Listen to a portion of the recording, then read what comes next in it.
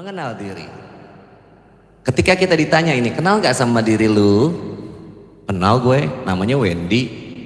Usia gue sekian, gue tinggal di anu, pekerjaan gue anu, tinggi badan gue sekian, berat badan gue sekian. Bukan itu ternyata. Mengenal diri itu bukan itu.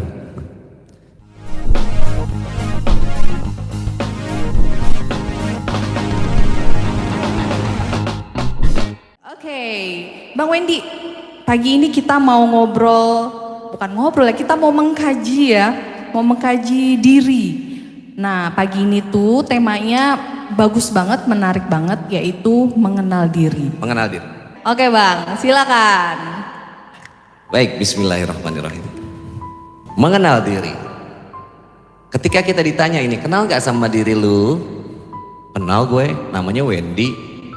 Usia gue sekian, gue tinggal di anu, pekerjaan gue anu, tinggi badan gue sekian, berat badan gue sekian. Bukan itu ternyata. Mengenal diri itu bukan itu. Itu namanya identitas diri. Nah, diri itu, kita di dalam diri kita ini ada diri secara psikologi, secara dalam, ada diri secara rohani. Namanya diri sejati. Kalau rohani, temukan diri sejati kita tuh siapa. Itu lebih dalam. Saya mau bicara di permukaannya dulu sampai ke tengah, supaya nanti kalau ke dalam kamu udah enak flow-nya. Karena sebenarnya kehidupan kita ini adanya di dalam diri kita. Ini semesta, namanya alam semesta nih, yang kita lihat nih. Luas kan? Pernah naik pesawat? Gunung-gunung, luas ya. Ternyata di dalam diri kita juga semestanya lebih kuat, lebih besar. Persoalannya kita selalu kan melihatnya pakai mata ini keluar, maka kita nggak pernah sadar dengan semesta yang ada di dalam diri. Ini semesta. Ngelihatnya pakai apa? Mata kolbu namanya.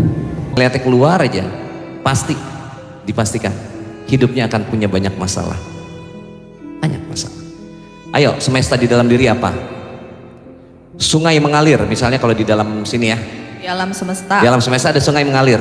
Nih, darah mengalir.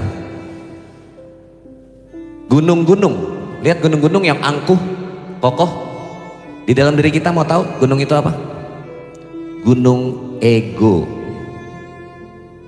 Keegoan kita itulah gunung-gunung.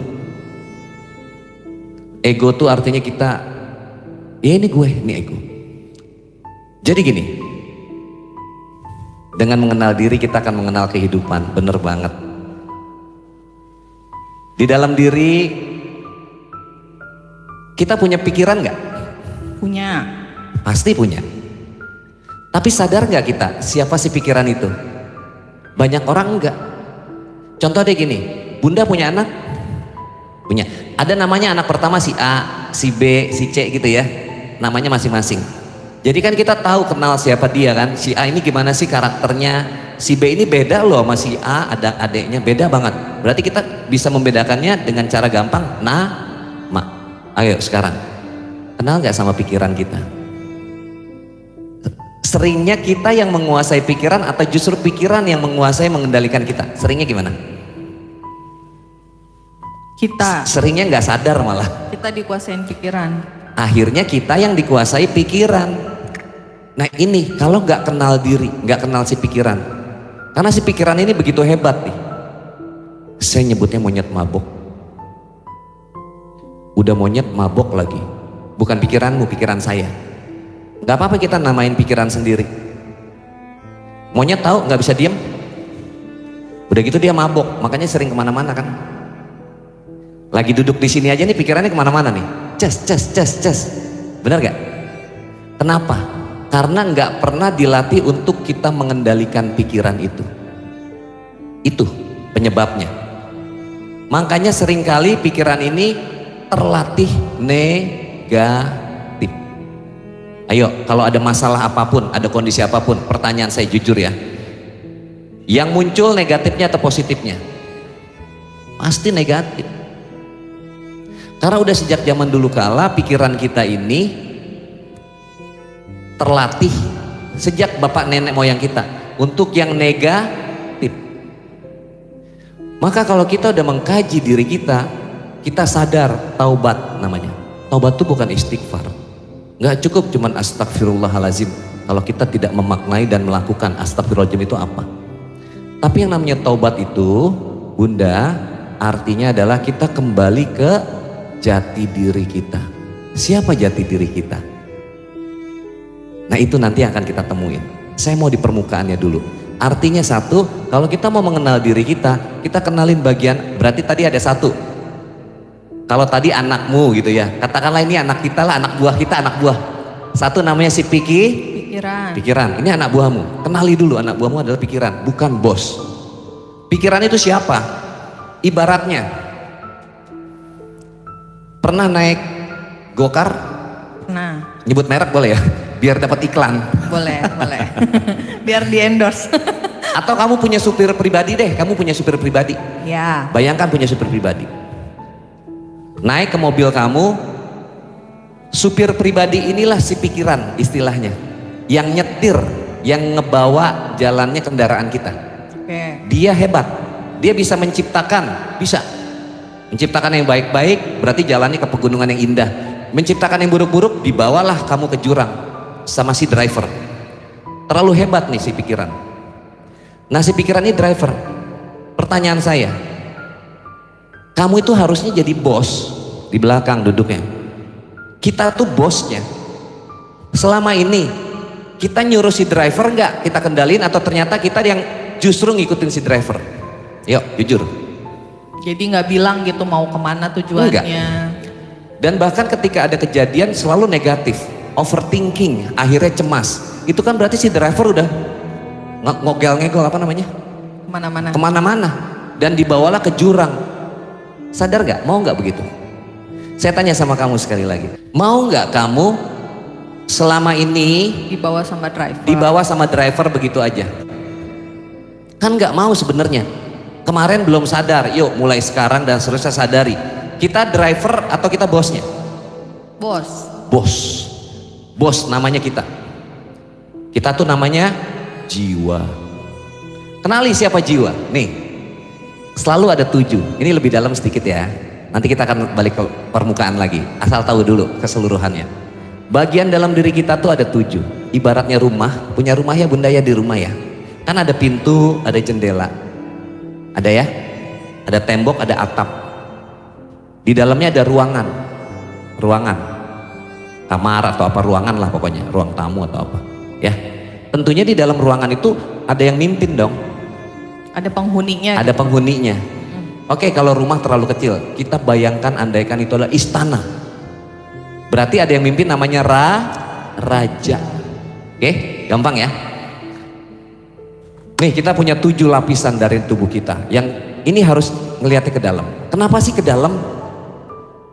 Karena gini Bunda, setiap permasalahan kita ini sebenarnya bukan luarnya yang bermasalah. Punya masalah sama pasangan, nggak kesinilah pasangan. Punya masalah dengan anak, punya masalah dengan pekerjaan, dengan bisnis, punya masalah dengan keuangan. Apalagi masalahnya biasanya umumnya. Punya masalah dengan tetangga, punya masalah dengan ini dengan itu. Banyak ya masalah kan? Bunda, sebenarnya yang bermasalah itu ternyata bukan luarnya, dalamnya diri kita. Ada orang yang ke saya, Tefani, Bang, terapi saya dong. Saya di kerjaan toksik itu apa bahasa gampangnya? Jadi racun. Racun negatif. Orang yang toksik tahu ya. Bang, saya ke sana banyak banget toksik bang. Di kerjaan toksik. Ngumpul di rumah juga keluarga saya toksik bang. Ke sana toksik, di sini toksik, di mana-mana kok ada toksik. Dia bilang gitu sama saya.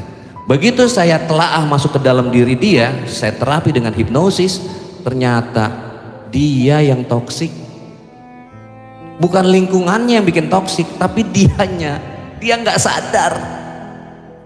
Jangan-jangan diri kita yang begitu. Jangan-jangan diri kita nih yang toksik dimanapun. Kenapa? Karena dalamnya diri kita nggak pernah dibersihin. Kita nih nggak gosok gigi, nggak mandi. Ada nggak di sini angkat tangan yang hari ini nggak sikat gigi atau nggak mandi? Nggak ada. Pasti mandi ya, pasti gosok gigi ya. Makanya harum, mewangi. Bayangkan dirimu nggak sikat gigi, nggak mandi seminggu. Bokau, bau ya. Sebulan, bertahun-tahun. Kita mah nggak nyium, walaupun nih hidung ada di sini. Kita mah nggak nyium, percayalah. Wong kamu kentut aja sebau apapun kamu aman. Orang yang pada mabok, bener gak? Bener kan? Ayo ngaku deh kalau kentut, lu mah nyaman-nyaman aja. Kalau saya begitu, saya mah ngaku. Ajib. Parah. Tetangga nih, ijo. Itu baru kentut. Gimana kalau kita nggak mandi bertahun-tahun? Pertanyaan saya selama ini, hati kamu dibersihkan gak selama hidup? Atau jangan-jangan gak tahu cara ngebersihinnya? Rumahmu nih, di rumah, bayangkan kalau seminggu gak pernah disapu, gak pernah dipel, kayak apa kotornya? Setahun mungkin udah tumbuh rumput-rumput gelap. Bertahun-tahun kayak apa? Maka tinggal di dalamnya kayak apa? Gak enak kan? Penyakit.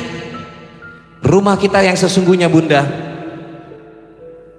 dirimu, ini rumahmu, rumah yang sesungguhnya. Saya gambarkan yang tadi, ada akal, ada pikiran, ada hati, ada kolbu, ada jiwa, ada ruh, baru dibungkus sama tubuh. Berarti ada berapa tuh? 7 lapisan. Angka 7 ini luar biasa. 7 lapis langit, 7 lapis bumi, syai 7, tawaf 7, surat Al-Fatihah 7, hari ada 7. Maka diri kita pun kenali ada 7 bagian lapis. Di luar adalah tubuh, di dalamnya ada akal, ada pikiran. Ayo diulang biar hafal. Akal, pikiran, hati, kolbu. Hati sama kolbu beda. Nanti lebih dalam. Inilah ilmu dalam diri itu enaknya gitu. Orang bilang hati kolbu sama, ya beda. Kayak embe jeung kuda, beda. Hati, kolbu, jiwa, ruh. Jiwa sama ruh beda sebenarnya. Tapi untuk sementara kita jangan terlalu dalam ya. Hati apa? Jiwa sama kolbu sama aja dulu ya, biar gampang. Hati sama kolbu. Hati sama kolbu sama, jiwa ruh sama jiwa sama dulu ya. Tapi sebenarnya beda. Berarti ada 7.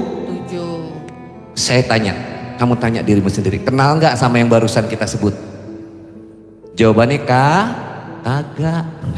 Udah jujur-jujuran aja sama diri sendiri, jangan sama orang.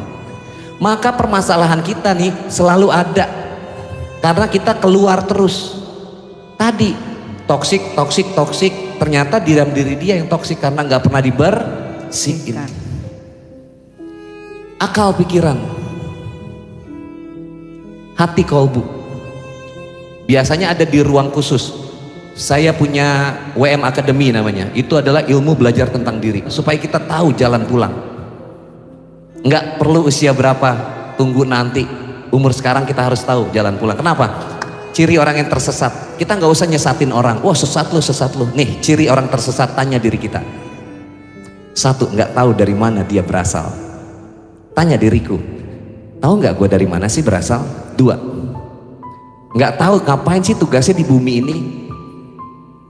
Itu orang yang tersesat. Nggak tahu ngapain di bumi ini, cuman ruwet sama masalah sehari-hari aja, sama kerjaan, sama duit, sama anak, sama itu berarti dia nggak tahu ngapain di bumi ini. Yang ketiga, orang yang tersesat, dia nggak tahu jalan pulang. Begitu mati meninggal dunia pengennya husnul khotimah. Jangan GR. Husnul itu artinya kebaikan.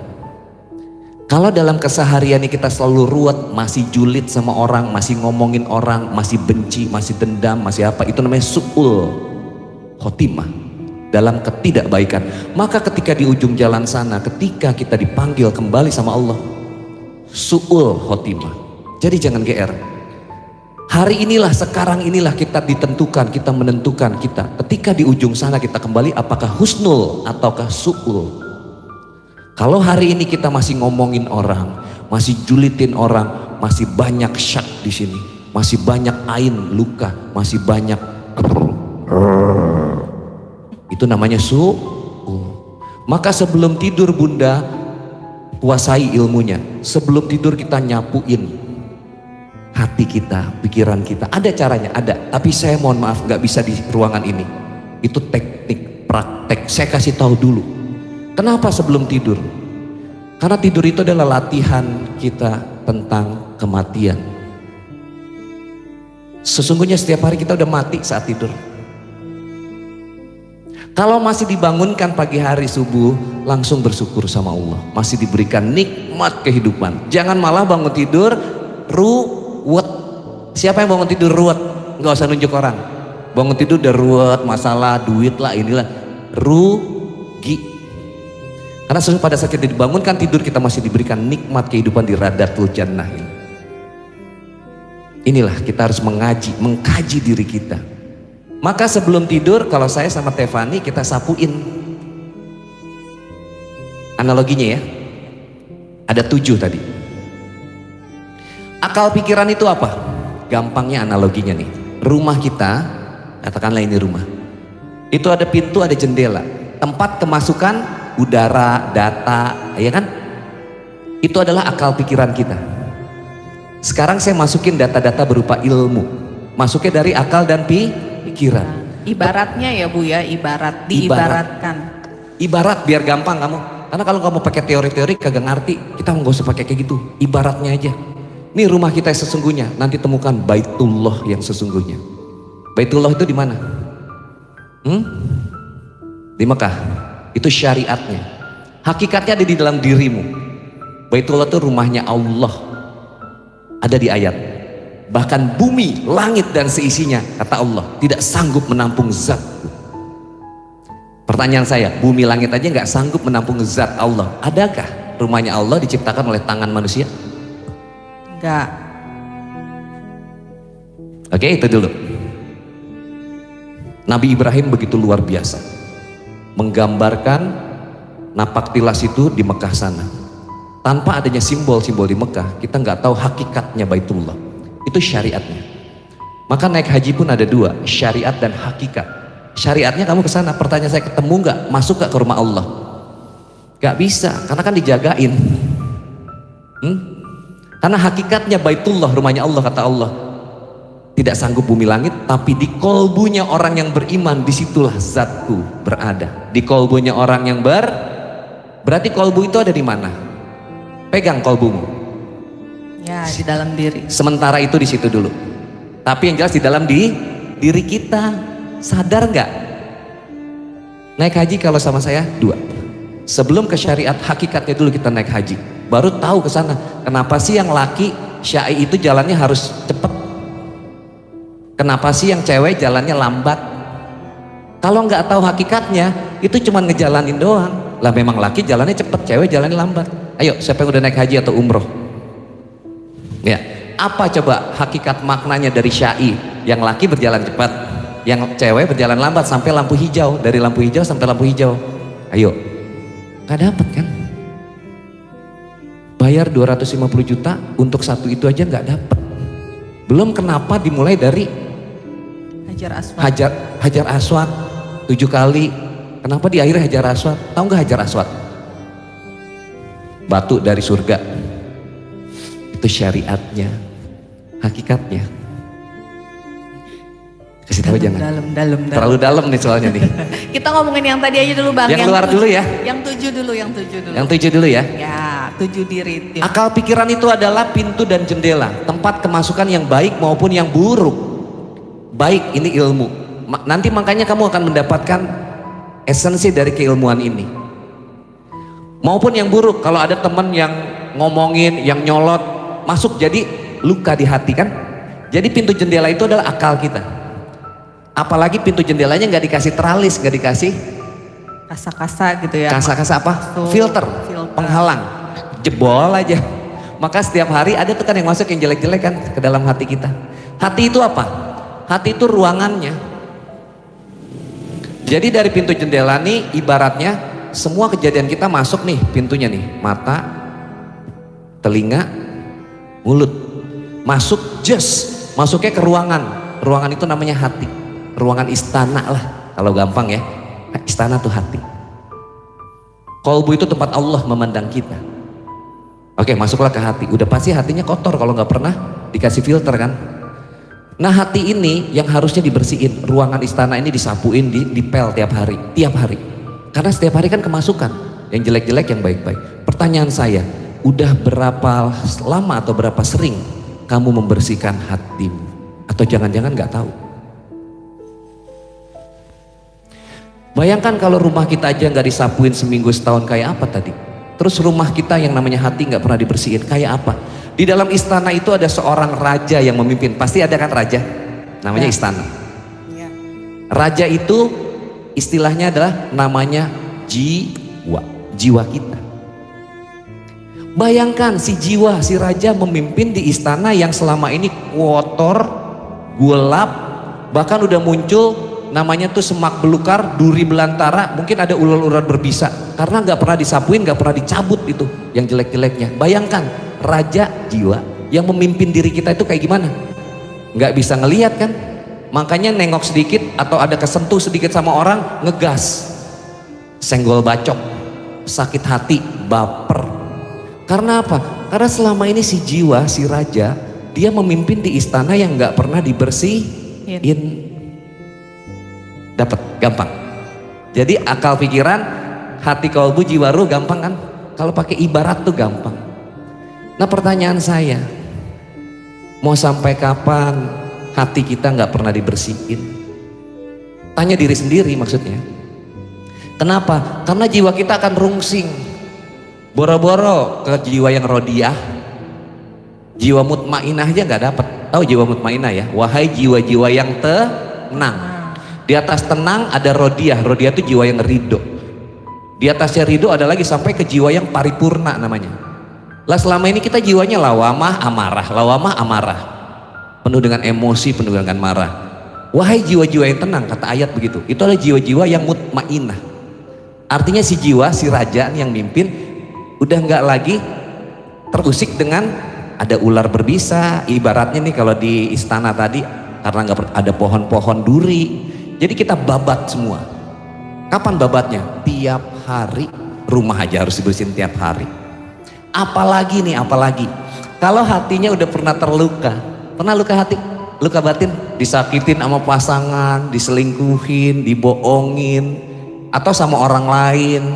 Artinya namanya luka, hati gua terluka. Luka kalau di fisik kelihatan, kita obatin obat merah, betul? Kita kasih Tensoplas atau kasih perban supaya enggak jadi busuk. Ayo, luka di hatimu, di batinmu sama. Pertanyaan saya, diobatin kagak? Luka namanya enggak diobatin, luka itu kebuka, kena bakteri kan, datanglah lalat. Luka kan kalau kebuka gitu kan, dilalerin, bau busuk. Lalernya nelur, jadilah ulet, belatung. Makanya baunya kemana-mana, dia merambat kemana-mana kan, jadi penyakit yang lain. Itulah kenapa kalau kita punya luka di hati nggak pernah kita obatin, nggak pernah kita bersihin, maka kita akan jadi penyakit. Lambung lah sakitnya, sakit kepala lah, ulu hati lah, inilah itulah, sampai nanti titiknya adalah kanker. Maka itu kenapa lebih banyak wanita yang penyakit kanker dibanding laki. Karena tadi luka di hatinya itu nggak pernah dibersihin, nggak pernah disembuhin. Lah kalau luka fisik kelihatan. Makanya ibu-ibu ya, utamanya yang ada di sini ya semua ya. Karena klien saya kebanyakan 90% wanita, tanya Tefani.